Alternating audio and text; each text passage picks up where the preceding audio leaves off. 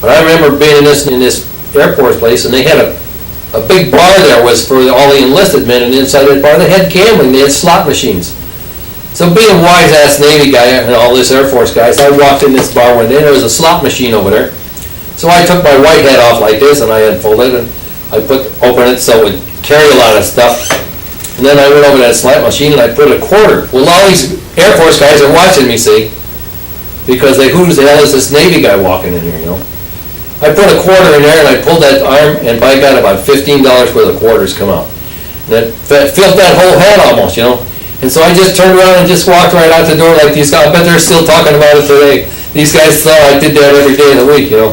That really surprised me. That's one of the few times I ever won anything from any of those things. The day I was supposed to get out of the Navy, I had the day off, the weekend off. I was supposed to be back to the ship Sunday night at midnight to get my new ID card, civilian ID card. And I was off from 11 o'clock Friday morning till Sunday night at midnight. And then I had to come back to the ship to get this civilian ID card and hand in my regular ID card. So just before that, there had been a hurricane was going to hit Norfolk. And during this hurricane, these fishermen pulled this fishing boat in beside the Viserys. Or at that time, I think the Viserys was gone. They had this other boat that we lived on, this what they called Bob called the Blue Nose schooner.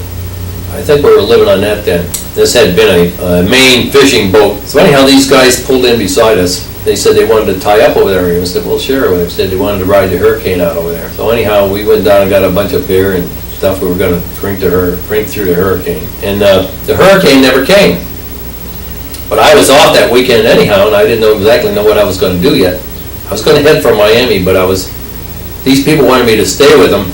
Bob and Willie wanted me to stay with them because I had the transportation. They didn't have a car. And anytime they wanted to go somewhere, well, I'd use my car. I still had my Ford. This guy, I got talking with this guy, he said, this weekend, he said, we're going to take the bus back up to Crestfield, I think Clearfield or something, up in Maryland, and he said, we got a fishing party we're going to take out. They had a big fishing boat up there, and that's what they did. They took these fishing parties out on a weekend, see, maybe 15 people, and paid them so much. He said, you want to come with us? I said, well, sure. I said, I'll drive you up there. I said, you guys pay for the gas? I said, I'll drive you up there. I said, that sounds like a good deal. So we drove. At that time, they had done away with the ferry. There was a ferry that went from the Norfolk side, from the Virginia side over to the Maryland side across Chesapeake Bay. And they had done away with that ferry, and they had the tunnel. And I think just about that time also, I think the restrictions on the black and white restrooms and drinking fountains and all that kind of stuff, I think all those had fallen by the wayside. The federal regulations came in and stopped all that segregation, so it was becoming a desegregated area, supposedly. Anyhow, these two guys got in the car, we drove up there. Went out on a fishing boat with that guy, and that morning, we went out all night, and then that morning I come back.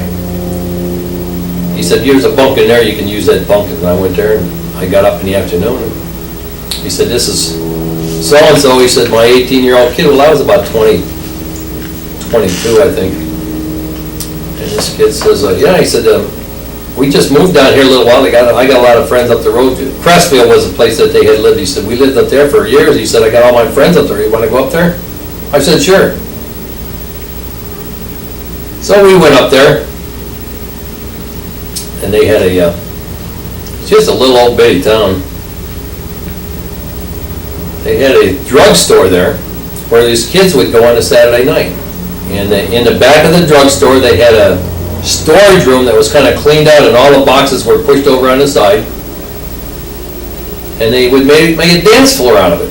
So we went up there, and they had a record player and was dancing and everything. We got his girlfriend, whoever he was going with, his girlfriend was up there, and one of her friends, and we went out.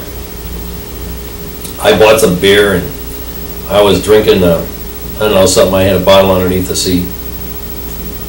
And so we went to this one place, and we went out there, and we danced around and drank and rolled around in the mud, and the old car looked like it was all full of a bunch of bums been living in it because there's kids, it's all weeds and there's a lot of farmland around there, and everywhere you went, it was a weedy place. And we went out by the school and put the car radio on and danced out back at the school. And so anyhow, he said, well, let's go over to the Red Barn. And apparently all these kids used to hang out there, see? So we went over there, and I was in the car, and I could see the big darn barn was open and had hay falling out of it and everything. All of a sudden, I see a cigarette go up like this. And boy, it wasn't 2 seconds, that whole place was burning. That big fire was coming up there, and I grabbed the blanket, he said, to try to get in there to put it out. He said, no, just go. He said, there was 4 or 5 other cars around there.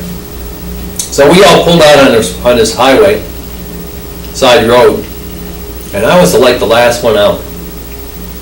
And backing up, I backed up and then backed into a rock or something like that. And I was the last one on the highway, and there was a truck right there. Could see everything that was going on because he could see all the cars coming out of there. Cornfield or whatever it was. We drove back over to that cornfield. It was about 2 o'clock in the morning. And the sky was red. I knew that place burned down. I said, geez, I gotta get out of here. So, driving home, I'm driving down the road, and all of a sudden I see this blue bubblegum light come up behind me.